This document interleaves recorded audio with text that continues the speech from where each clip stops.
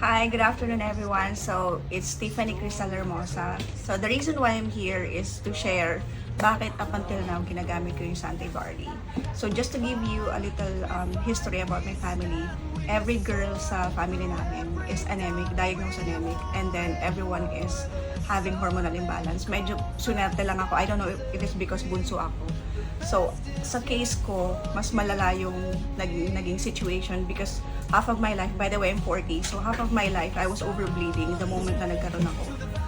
And when I say overbleeding, malalang overbleeding siya. Like, I have to wear diapers.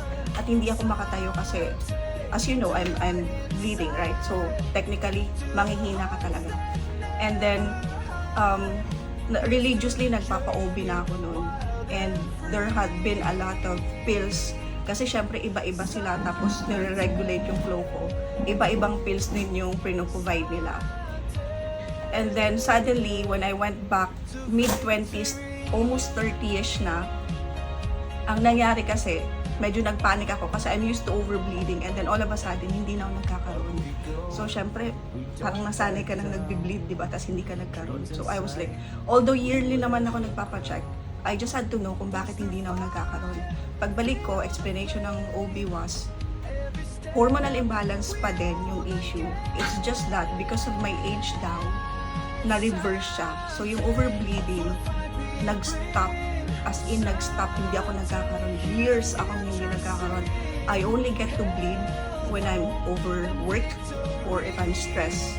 Yun, dun lang ako nag-bleed. And yung bleeding is not yung parang regular, I'm sorry kung may mga kumakain, yung parang regular menstruation.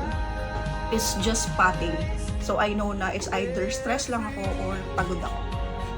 And when I met Sante Barley, through my sister, which is also a partner of Sante Barley, siya yung nagturo sa akin kung paano siya napagaling ng Sante Barley. Kasi sabi ko nga sa'yo, di ba, lahat ng babae sa family namin. So what she advised me is to do a megadose. Skeptical pa ako nun kasi naaayos naman ako nung mga pills. But the thing about pills, they regulate my flow just for a few months, tapos babalik na naman yung overbleeding ko. So technically, ano lang siya, parang lang siyang band-aid solution. Pero yung ate ko kasi, since kapatid mo din, di ba?